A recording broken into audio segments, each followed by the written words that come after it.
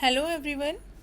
This is third chapter of Flamingo Deep Water. This is one of my favorite chapter written by William Douglas. This chapter reveals how as a young boy William Douglas nearly drowned in a swimming pool.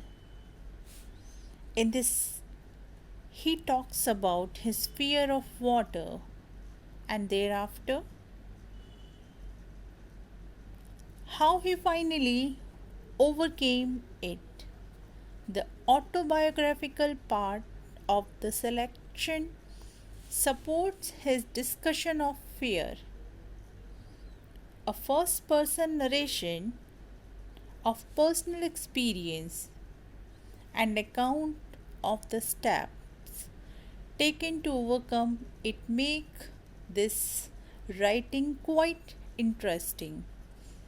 Yes, my dear friends, as I discussed, first person narration. You know that the writer himself is the character in this chapter. So, this story is written by him in first person. That's why I called it first person narration. He has discussed his experience and how he came over of his fear of water,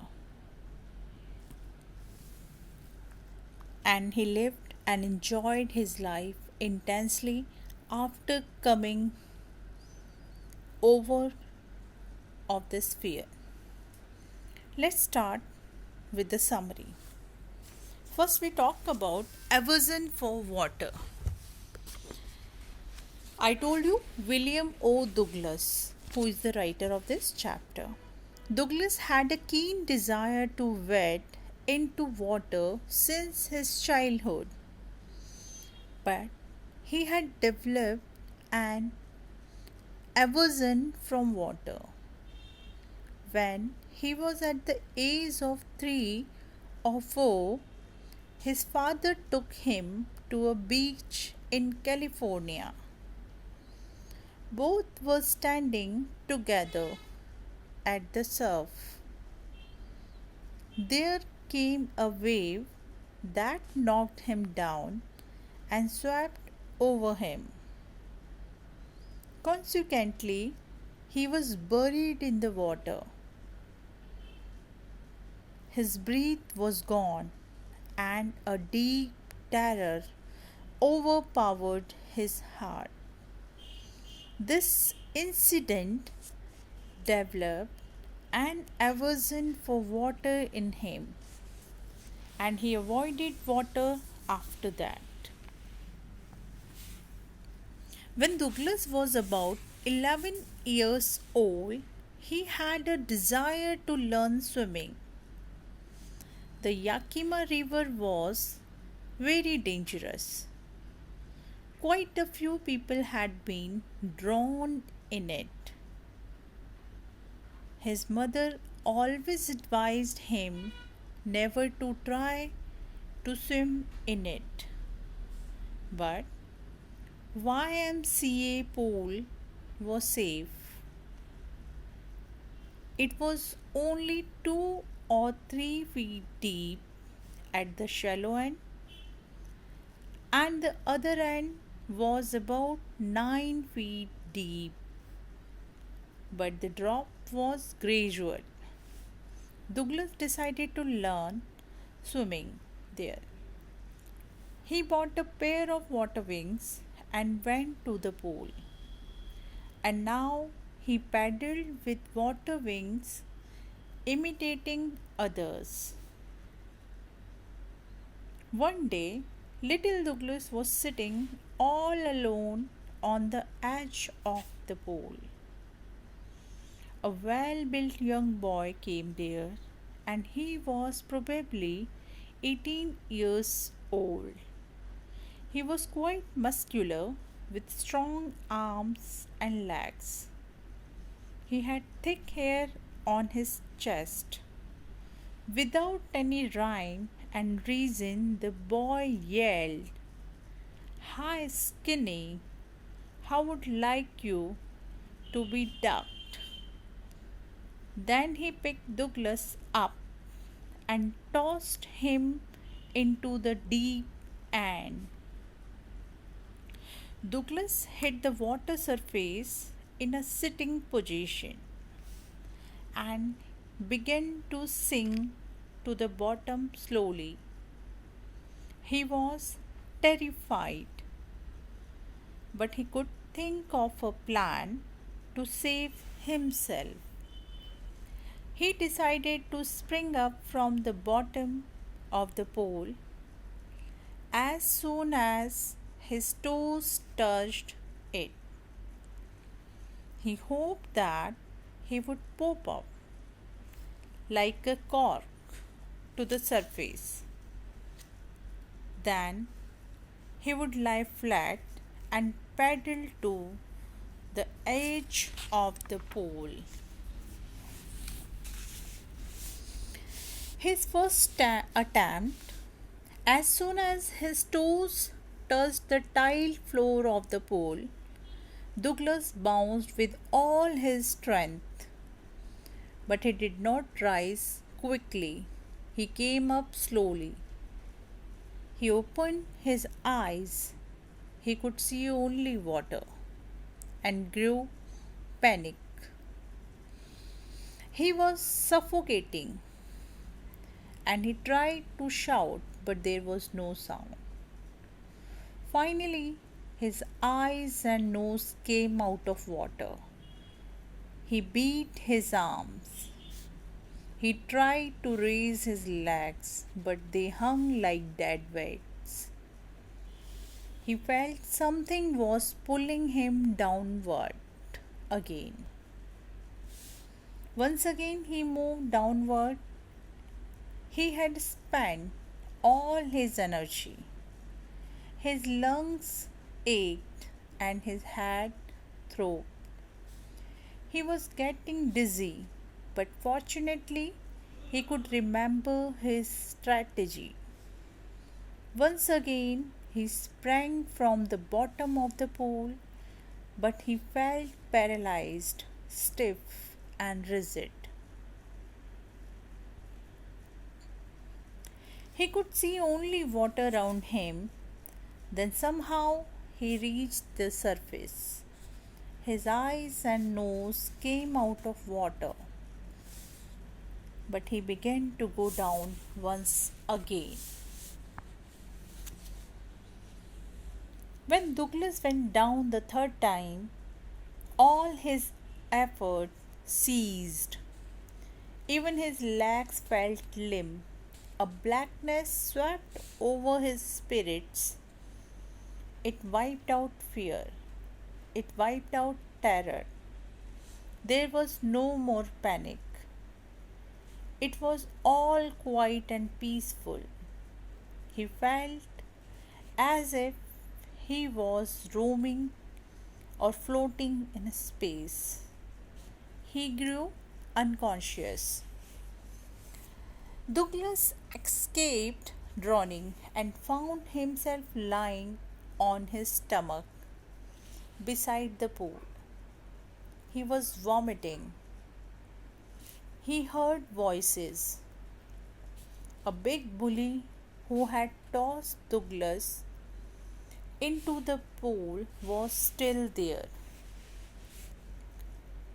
He defended himself, saying that he was only fooling, means he was just kidding with this guy.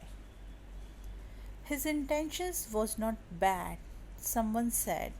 The kid nearly died. After some time, Douglas went home. He was weak and trembling. The dreadful experience haunted him again and again. A few years later, he went to the waters of the Cascades. He wished to wade into them. But the terror seized him again. His legs were paralyzed. Whenever, wherever he went fishing, bathing, swimming, he was seized with terror, and the joy of living was lost. So he decided to overcome his fear of water, but with little success. It held him firmly in its grip. Finally, one October, he decided to employ an instructor and learn to swim. He went to a pool and practiced 5 days a week, an hour each day. Douglas did succeed in his mission. The instructor made him an expert swimmer. The instructor made Douglas practice 5 days a week, an hour each day. He put a belt around Douglas. A rope was attached to the belt. The rope went through a pulley. He was made to go back and forth across the pool. Then the instructor taught him how to exhale and inhale. Thus, piece by piece, the instructor built Douglas a swimmer. He remained with Douglas for about 6 months. When he felt that Douglas was able to swim all by himself, his work was done. Though Douglas was able to swim the length of the pool up and down, he was not sure that the old fear had left him completely. He, however, was able to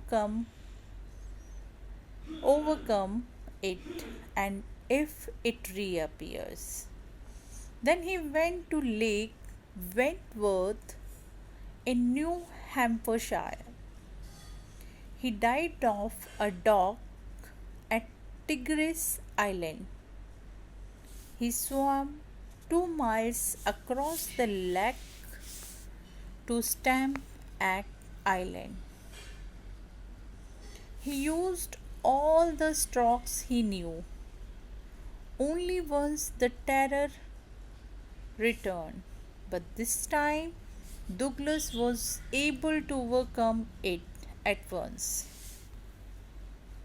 He wanted to still test himself, so he went to Warm Lake.